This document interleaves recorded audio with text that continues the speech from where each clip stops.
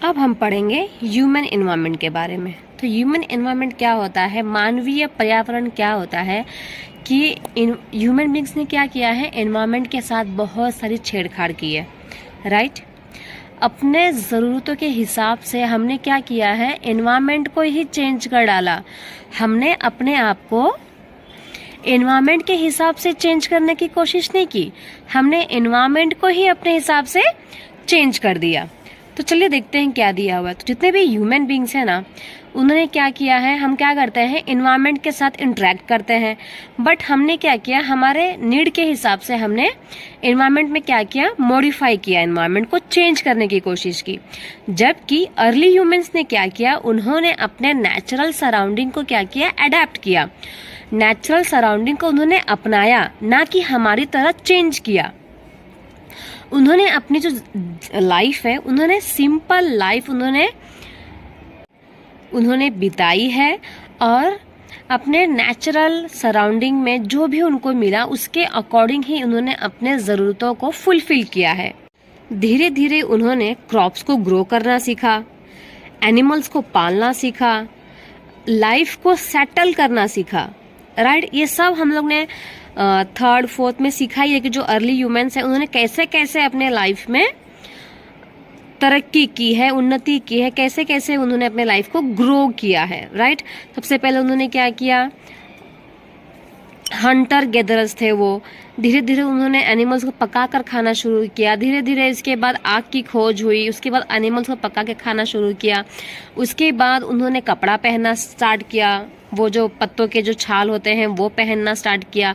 इसके बाद वो नदी के आसपास वाले एरिया में रहना उन्होंने स्टार्ट किया और उसके बाद उनकी जो लाइफ है वो धीरे धीरे ग्रो होने लगी, राइट। इसके बाद उन्होंने व्हील्स का इन्वेंशन किया और धीरे धीरे जो उनका फूड है ना वो सरप्लस में प्रोड्यूस होने लगा, ज़्यादा प्रोड्यूस होने लगा। तो अब ज़्यादा प्रोड्यूस होगा तो उसका भी क्या करेंगे वो लोग, तो फिर वहाँ से बार्टर सिस्टम स्टार्ट हुआ। उनको समझ में आने लगा कि चलो भाई, तू मुझे 1 गिलास गेहूं दे, मैं तुझे 1 गिलास चावल देता हूँ। तो इस तरीके से उन्होंने ट्रेडिंग करना स्टार्ट किया और ट्रेडिंग में भी उन्होंने बहुत डेवलपमेंट किए। जब टाइम धीरे धीरे ग्रो होने लगा, आगे बीत गया, तो ह्यूमन बींग्स को समझ में आ गया कि इन्वायरमेंट के साथ छेड़छाड़ कैसे करनी है, इन्वायरमेंट को यूज कैसे करना है और उसको चेंज कैसे करना है। इंडस्ट्री का डेवलपमेंट होने लगा और इसके बाद इंडस्ट्री डेवलपमेंट हुई तो लार्ज स्केल में प्रोडक्शन होने लगा। अगर देखो, जो काम इंसान करेगा तो वो कम प्रोडक्शन करेगा, राइट। बट वही काम अगर कोई मशीन करती है तो वो इंसान के कंपैरिजन में बहुत फास्ट काम करती है, जिसके वजह से जो प्रोडक्शन है वो बहुत ज़्यादा होने लगा, राइट।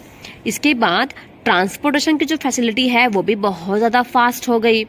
इंफॉर्मेशन जो कम्युनिकेशन की जो स्किल थी ना, तो वो भी बहुत ज़्यादा फास्ट हो गई। टीवी का आविष्कार हो गया था, उस टाइम पर रेडियो का आविष्कार हो गया था, जिसके वजह से जो भी इंफॉर्मेशन है वो बहुत फास्टली और बहुत इजीली पूरे वर्ल्ड में फैल जाया करती थी। तो इस तरीके से धीरे धीरे क्या हुआ है, इन्वायरमेंट के साथ छेड़खानी हुई, बट इंसानों ने बहुत तरक्की कर ली। तो आई होप आपको इतना समझ में आ गया होगा। तो जो एनवायरनमेंट है और जो ह्यूमन बींग्स है ना, उन दोनों के बीच में एक बराबर का संतुलन कायम करना बहुत ज़्यादा ज़रूरी है, अदरवाइज क्या होगा, संतुलन बिगड़ जाएगा, राइट। जैसे कि आपने कभी सोचा है कि हम गर्मी के सीज़न में ही आइसक्रीम क्यों खाते हैं, ठंडी में क्यों नहीं खाते। ठंडी में अगर हम खाते भी हो तो हमें कोल्ड हो जाता है, जबकि गर्मी में खाते हैं तो नहीं होता। क्यों? क्योंकि यही एक क्या है, बैलेंस करने की चीज़ है। हम जो मैंगो होता है वो हमेशा समर सीजन में ही क्यों खाते हैं, विंटर सीजन में मैंगो क्यों नहीं मिलता भाई। और जो मिलता भी है ना तो वो नेचुरली वो लोग नहीं पकाते हैं, नेचुरली ग्रो नहीं होता, राइट। और अगर नेचुरली ग्रो भी करते होंगे तो बहुत महंगा होता है, बहुत ज़्यादा एक्सपेंसिव होता है। जो मिडिल क्लास फैमिली के लोग हैं वो तो अफोर्ड ही नहीं कर सकते, राइट। तो जो मैंगो होता है ना, जो नेचुरली ग्रो होता है और जो मार्केट में आता है, जो फिर हम जो अप्रैल मई में खाते हैं, तो वो हमें समर सीजन में ही क्यों मिलता, विंटर में क्यों नहीं मिलता। तो इसी को क्या बोलते हैं, ह्यूमन बींग्स एंड एनवायरनमेंट के बीच का बैलेंस। हमें जो चीज एनवायरनमेंट समर सीजन में देता है तो ह्यूमन बींग्स को वो चीज समर सीजन में ही खानी चाहिए, राइट। अगर आप वही चीज ठंडी के सीजन में खाओगे तो वो आपको क्या होगा, फूड पॉइजनिंग हो सकता है। तो यहाँ पे यही एक एग्जाम्पल दिया हुआ है कि क्या आपने कभी सोचा है कि हम वाटरमेलन को समर सीजन में ही क्यों खाते हैं, और जो रोस्टेड पीनट्स होते हैं, जो मूंगफली होती है, भुनी हुई मूंगफली, उसको विंटर सीजन में ही क्यों खाते हैं?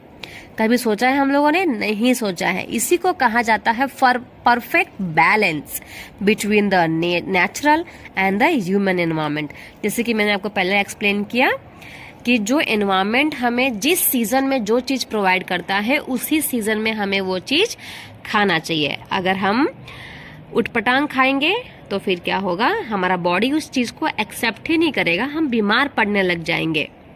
Human must learn to live and use their environment in a harmonious way.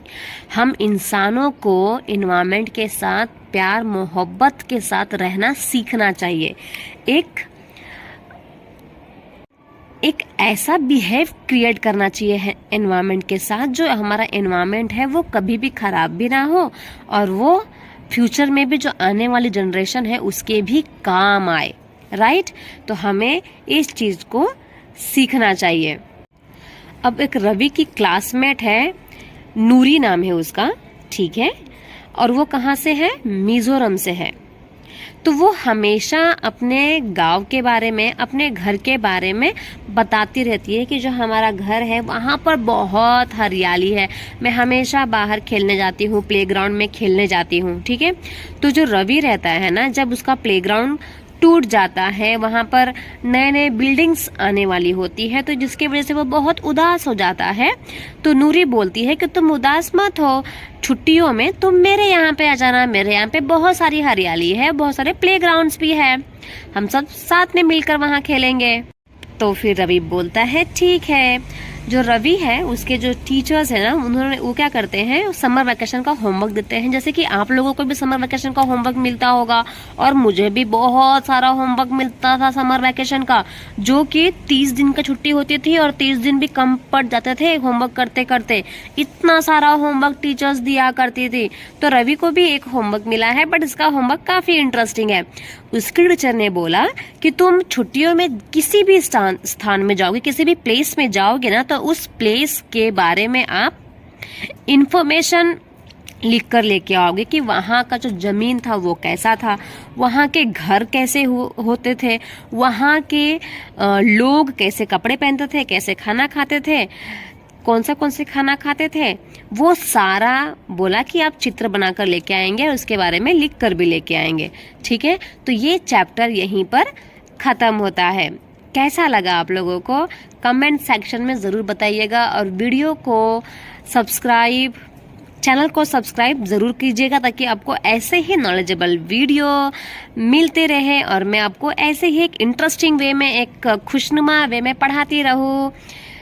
Video को बहुत सारा लाइक करिएगा, कमेंट करिएगा, शेयर कीजिएगा, आपके दोस्तों को भी शेयर करिए, फ्रेंड्स को, फैमिली मेम्बर्स को भी शेयर करिए कि देखो कितना अच्छा पढ़ा रही है हमारी टीचर, ताकि ये नॉलेजेबल वीडियो सबके पास पहुंचे और सबको नॉलेज मिले।